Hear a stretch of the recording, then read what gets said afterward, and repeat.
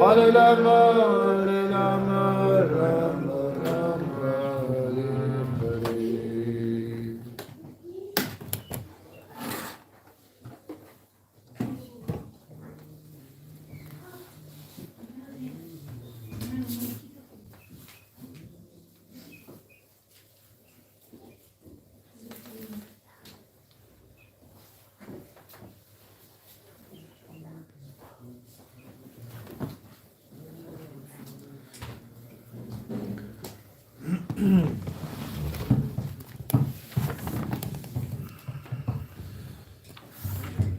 So, which verse are we reading to? 8:24, 7 to 9.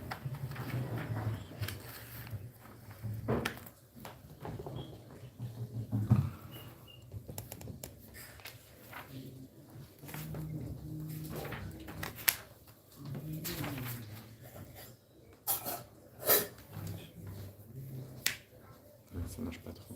Tu peux te connecter à Jiva si tu veux. Non, ça marche pas. Ça marche pas? Ah, ok. Donc je me connecte sur...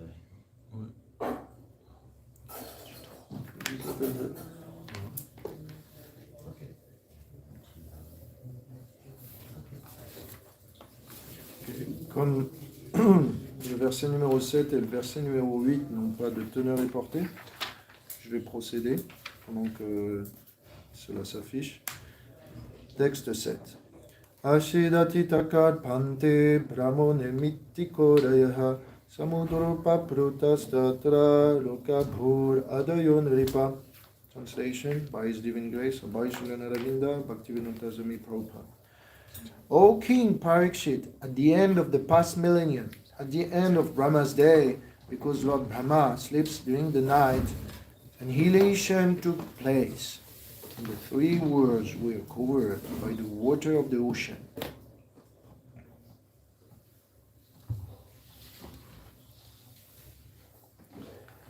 Karinagata nidrasya dhatuhu shishayor bari mukhato nishritam vedam hayagrivontike harat. Translation. At the hands of Brahma's day, when Brahma fell sleepy and desired to lie down, Vedas were emanating from his mouth, and the great demon named Hayagriva stole the Vedic knowledge. Text number 9.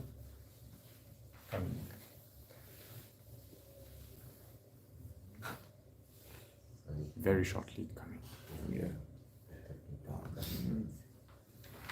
Just No.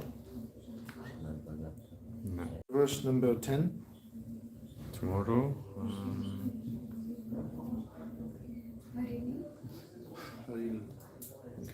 Because there is a purport of one line. So I'm wondering if I have to proceed further on, if I should just stay.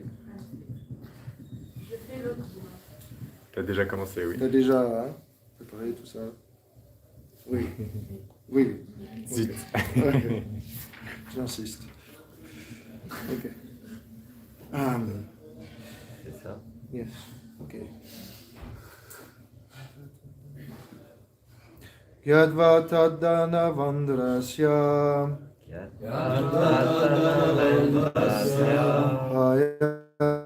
Hayagrivasya chestitam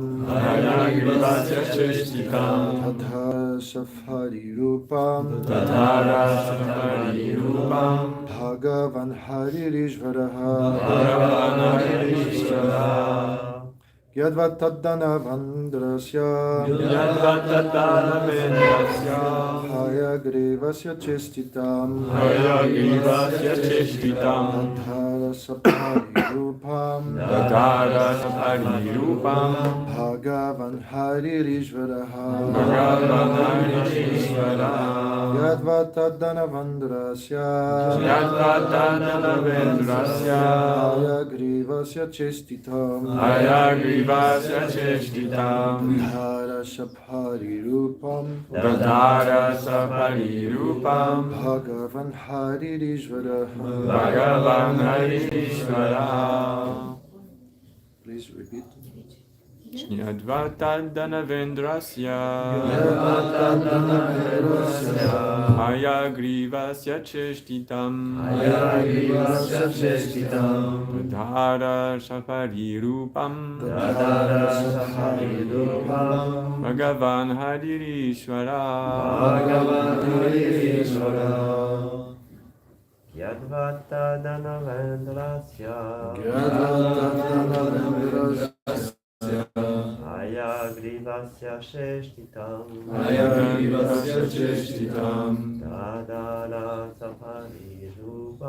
Dadara saparirupam Bhagavan Hadirishvara Jnatvatandanam vendrasya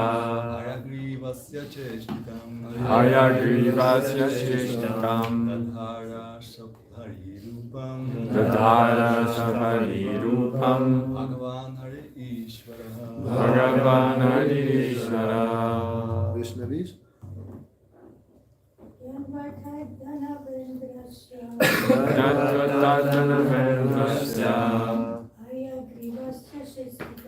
Hayagrivasya cheshtitam Dadhara saparirupam Bhagavan Hadirishvara.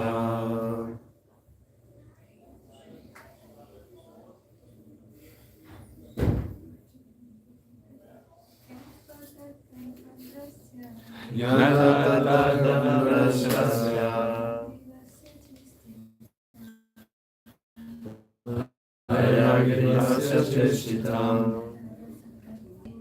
Dadhara saparirupam Bhagavan Hadirishvara. Okay. Word for word. Gyadva. After understanding. Tad. That. Danava indrasya. Of the great demon. Hayagrivasya. Of Hayagriva. Cheshtitam. Activity. Dadhara. Accepted. Saparirupam. Form of a fish. Bhagavan. The Supreme Personality of Godhead. Harihi. Lord. Ishvaraha.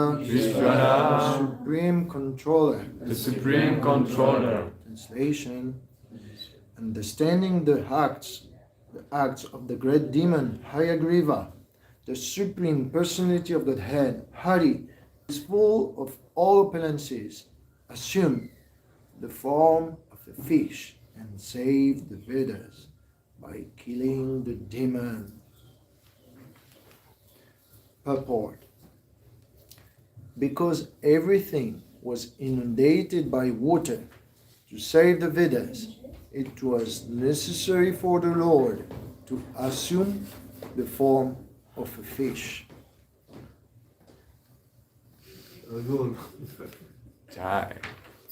Okay. I will repeat the translation of the srimad. Understanding the acts of the great demon Hayagriva, the Supreme Personality of Godhead, Hari, who is full of all opulences, assumed the form of a fish and saved the Vedas by killing the demon. So, I'm really glad you offer me to speak on this wonderful verse. And actually, if we delve into the Sanskrit for a few minutes, Hayagriva is called Danava Indrasya. Indra means the king. Oh, I already did. Okay, sorry. So Danava Indrasya, he is the king of the Danavas. The Danavas are supposed to be, let's say, demons endowed with magical spells. So they have the powers of illusion. They can make you believe that the destruction of the world is coming, but actually it's just affecting your mind. So in the bhagavatam we see many Danavas, they use illusory trick to attack the devotees or to fight with them, like against Indra, against Dhruva. At some point he had so many demons using illusory potency that he felt overcome by an army. And sometimes they rain blood, pus, stool on you. They make you believe that there is rocks and trees hurting you. And some people, like, for example, Shalva, in the Krishna book, they use illusory spell to even make Krishna believe his father or mother. So Shalva is that kind of trick. And Krishna is actually, even though he's the supreme controller, the controller of this material world, he believes, for the sake of human pastimes, he believes that it happens, really. So he starts to cry. So, early in this world, we may believe that this illusion is for real. And we may think that the death of our dear siblings happens forever. The loss of material objects happens forever.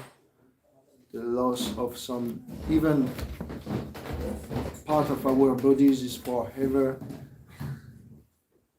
And we get attached to it, and we even cry, and we are into a mood of despair, because we don't see what is actually the underlying substrate of this material world. It says in the Bhagavad Gita, na bhavo vidyate sata, na sata vidyate bhavo, bhayo apidrishtantas, vanayos tadva darshibihi. The sages who see the reality, they can distinguish illusion from reality. The sages, they can understand what is truth, what is untruth, what is temporary, what is eternal. So in this way, this material world, as we can see, is meant to be destroyed, meant to be recreated again and again in that cycle.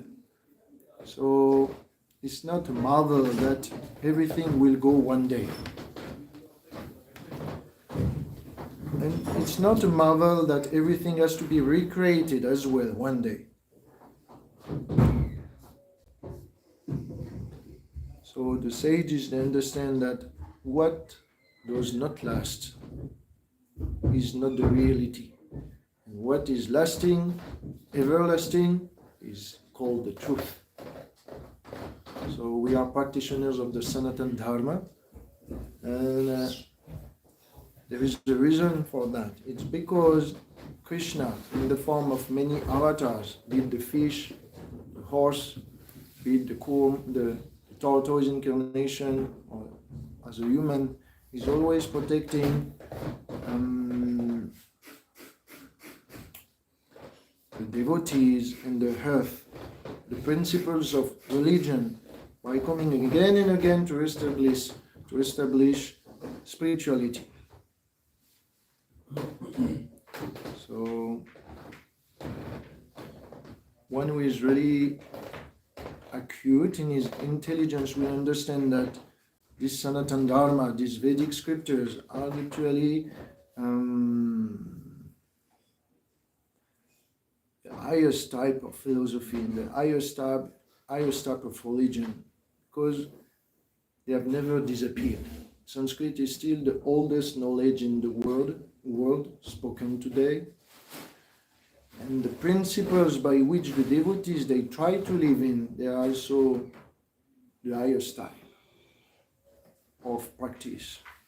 We don't desire liberation, we don't desire any sense gratification, we just desire to serve the Lord and to please Him. And in reciprocation, the Lord is coming time after time. As soon as there is a problem, then the Vedic scriptures are protected. The Vedas here are protected again. So we see, if you study the history of India, there is a great marvel. If you study the history, then you will see before 2000 years ago, the Persian, they start to invade. King of Iran, they start to invade India. And then after the Greeks, and then at that time there were already people invading Vrindavan. So that's why the deities of Rajanab, the deities of Vrindavan, they have been hidden into the ground. Shri Nitai Sachisuta, Shri Radha Parisisvara, Shri Jagannath Baladev Subhadra Sudarshan Chakra ki. So you may wonder sometimes, why are those deities of the grandson of Krishna called Vajranabh been hidden into the ground? Have you ever asked yourself this question? In Vrindavan, there is many deities of Lord Krishna's time. They've been hidden into the ground. So they don't break it. Yeah, exactly. Because invaders from Iran, in particularly, according to historical record, the first king to invade Vrindavan after Krishna's departure was called Cyrus the Great. Not Alexander the Great, but Cyrus the Great. He was a Persian king. So it's 2,500 years ago, before the Christ come. And they start to invade the land of Krishna. So you may know, after Krishna's departure, the citizens of the kingdom of the cousin of Parikshit, Rajanab, was in total despair, confusion, because Krishna, who is like the sun, has departed. So for them, the world is now like in the darkness. It says in the bhagavatam, Krishna is Vardamo Pagane, the Dharma Dhanidibhi Saha. When Krishna left, he took Dharma and knowledge with him, but Srimad Bhagavatam has been sent to replace him as the rising sun. Puranarko Dunititaha. So when Krishna leaves, the Vedas has to be there. And because Krishna is living through the Vedas are the activities of Krishna. The Vedas are the truth about the Lord. If there is no Vedas, there is no reference. There is no direct words from the Lord. The sadhus, our gurus, our parampara are all referring to Shastras. And if they don't, then they are not so called Vaishnava or sadhus or gurus. The Shastras are the first praman, the first proof for us and for the community of spiritualists. So when Krishna departed, Rajanab, the great grandson of Krishna, and the cousin of Parikshit, was like, nobody is there in my kingdom. Nobody wants to stay there, because in every place of Krishna's land, there is this feet. Everywhere you go, you remember Krishna. Everywhere you go, you feel that, oh my God, I have to leave this world. There is no reason to stay as long as Krishna is not there. So everywhere I go, I see Krishna. The tamal trees, the Yamuna river, the footprints, the cows, everything is remembering us Krishna. Even the dust, even the fragrance of the dust is still carrying Krishna. So Rajanab was saying, why I'm a king there, but there is no citizens to rule. So what I should do? So Uttara, no Uttara, she's there in the first canto. She says to Rajanab, by the way, everything I tell is in the Puran. Either Harivamsha, either Brahma Vivata Puran, or Vishnu Puran, but one Puran. And it says that Uttara was the one remembering having seen many times Krishna. Remember in the first canto, she's pregnant, she has spiked sheet in the womb, and Krishna is protecting her from the arrows of Ashvatthana. It's difficult to follow. But if you read Bhagavatam, so you must buy a Bhagavatam. It's okay. I have the bhagavatam. Okay, super nice. So, Uttara, she's seen many times Krishna. King Parikshit doesn't have much remembrance at all. You've seen him in the womb, but that's all. Otherwise, the rest of his life, he was called Parikshit, the examiner. That means the one who was looking for someone who would resemble Krishna. But he knew a little, but Uttara I've seen Krishna many times. And she was still there at that time, living. So she has been in charge of describing Krishna's form and carving and giving the instruction to carve Krishna's form so that the deities will be established, many deities will be established in different places of pastimes in Vrindavan. So if you go in many places of pastimes in Vrindavan, in the 12 forests, you will see many deities, not only of Krishna, of Balaram, of Yogamaya, of some gopis and so on, which have been carved under the instruction of Arjanab and Uttara. So, like this, the people will see Krishna, remember Krishna, and will become a place of pilgrimage, and many people will start to come again. It will not be anymore a haunted kingdom, you know.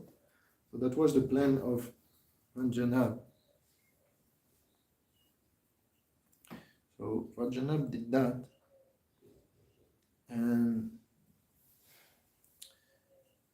he established like this, and after 2,500 years, then the Persian invasion came, and they came to Mathura, and all the deities, for not being broken, they were hidden under the ground. So it's not a miracle that regularly we find deities, especially in recent time, by our 6 Goswamis, by Narayan Goswami, even by later on devotees, just by digging few centimeters or few meters, then you uncover many places of pastimes. The deities were there. So why I'm talking about that? It's because after the Persian invasion, after the Greek invasion, after what we call the Turks, the Shaka, that's a tribe from China, after the Mughals, after the Muslims, so many times invasion, so many times deities were protected, so many times, unfortunately, devotees has to flee from the invaders because of fearing to be killed. So there were many dark time in those times. That was like 2,000 years of dark time. But still, the Lord came. So, and arranged everything so that nothing could be lost. He has come in the beginning of the day of Brahma as the fish incarnation to save the Vedas stolen by the demons. Similarly, it says that when the Muslim came 1,000 years ago, they start to come, they burn what we call the university, the oldest university on earth. It's not far from Delhi, a few hundred kilometers from Delhi. And it says that there were 3 buildings of 9 stories each. Big, huh? So 9 stories, it's huge. Huh? And all the 3 buildings were filled with manuscript. And they burned everything. And they burned everything. There were so many manuscripts that the historian, they say, it took 3 weeks to burn everything. 3 weeks. Can you imagine? Full, huge stories, just to gather all the Vedas to to pile them, to start the fire that it consumed, and to bring them again and again took three weeks. So that's been recorded on internet. You can check. And so we estimate the loss of like 96% over the time. Over those 2000 years of dark age, we estimate the loss of the scriptures as 95 or 94% what we had before. And still, with those 5 or 6%, you can still spend your life to read the Vedas. There is so much Vedas that you can spend your life reading the Vedas, even though we have a small fraction of it. Isn't it amazing? Mm-hmm. So, it says about Sanskrit, if you read the news, that, I mean, it's known, but now it's becoming more and more important. Sanskrit is the ideal language for AI. Because the way the Sanskrit is computed in a sentence and then, divided into compounds, so it can mean many meanings. You can read the Sanskrit and you can put the words into the place you want.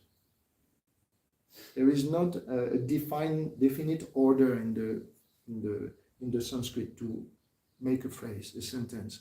But in our language, for example, in French, you have subject, verb, complement. But in Sanskrit, you can intertwine this. So it can mean so many meanings. And that's why Pratyakshaya, in every syllables of the Bhagavatam, there is infinite number of interpretation. In the verse Atmanamas Chamunayo, Yaganta Pirukurume, Chaitanya Mahaprabhu explained in 64, something like that, 64 ways, a simple verse. Mm-hmm.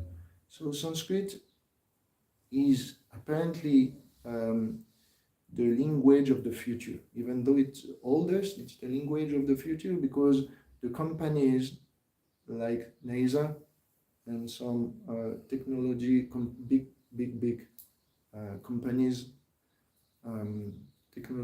technology, they look for the Sanskrit to the rules of the Sanskrit. They want to use it as a language for AI to function.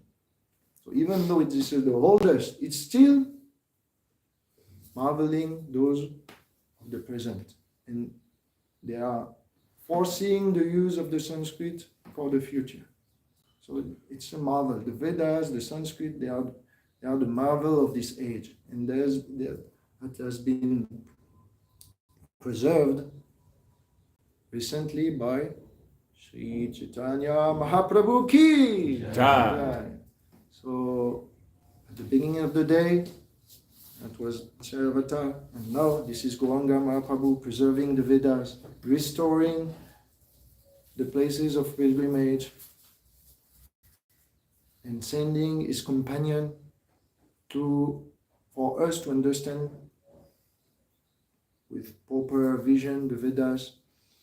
So Srimad Bhagavatam is the essence, Amala Puran, and because we have that, we have the Chaitanya Charitamrita, we have the scriptures of the Goswami to explain everything, then we can understand the Vedas in their totality, even though we have still a little portion. That's the gift of Chaitanya Mahaprabhu. He came to establish the principles of liberation and pure bhakti, which is there in the Vedas. Even if it's hidden, he has explained that through his servants. And when we speak about Sanskrit and Vedas, we must also speak about Prabhupada. Because Prabhupada has done something unheard of. Even Vyasadeva could not do that. Vyasadeva, he needed Ganesh to write Mahabharata. And he needed the advice of Narada Muni to speak the Srimad Bhagavatam. He needed Ganesh for the Mahabharata and he needed Narada Muni for the Bhagavatam. But Prabhupada, he needed only a dictaphone. And that's incredible, because when you speak purport on the Vedas, then you have to understand the intricacies of Sanskrit.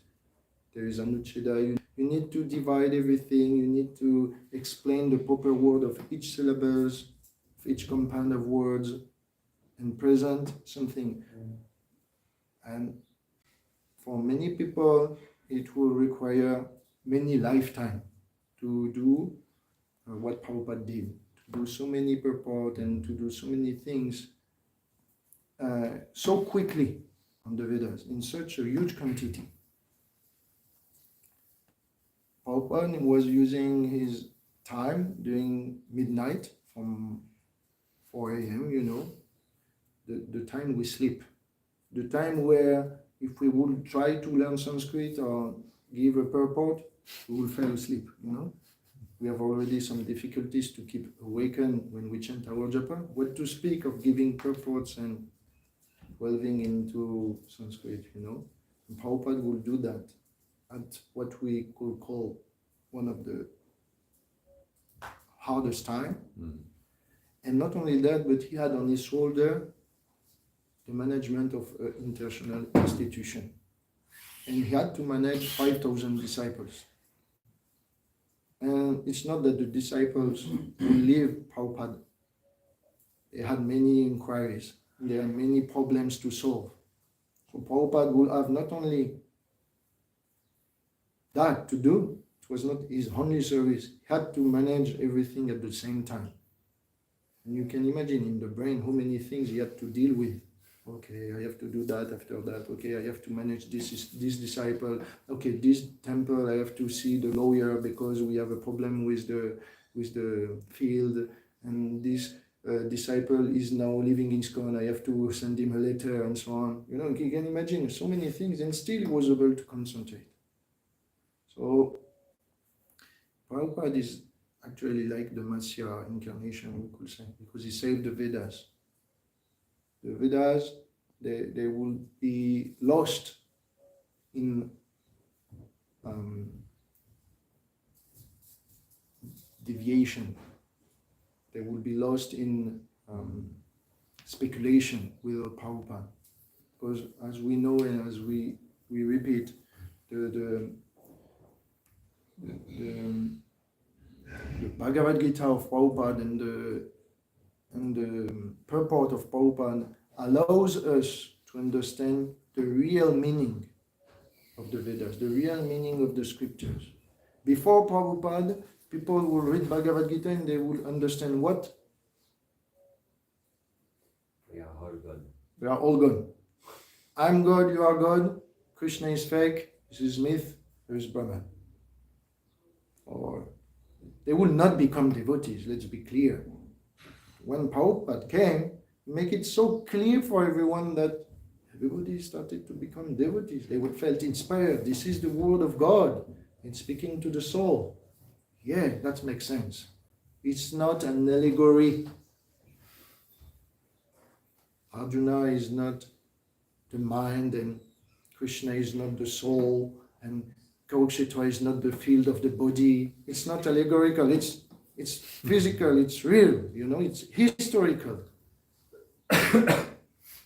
And because Prabhupada saved the Vedas as the fish incarnation, then he created faith. And because we need the transparent medium of a self-realized soul to understand the intricate meaning of Sanskrit, the secret of Sanskrit, then by going through Prabhupada and Parampara, then we are able actually to transform ourselves. It's not like only information, it's transformation. When we go to school, we go after 5 years of a master, we become engineer, and still we have the same problem. We still have pollution, we still have difficulties with alcohol, we still have so many tension, we still have difficulties to relate with others. But basically we have accumulated so many knowledge about a specific field, but ourselves, we are still the same child than before. But this knowledge of the Vedas, through the lens of Prabhupada, through the lens of his compassion, we are able to read that, apply it, and experience it. And it's not only metaphysical, it's not only philosophical, it's not only psychological, it's not only historical, but it's also transformational. So it's really wonderful to see that.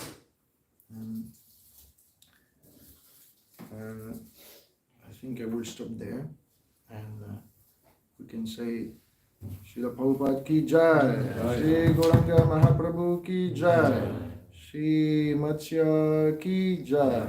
Is there any question, please? Feel free to. Prasadam ki jai. Srimad bhagavatam ki jai. Nitai Gaur Premanande. Grace Revatinandana Prabhu ki jai. Very good.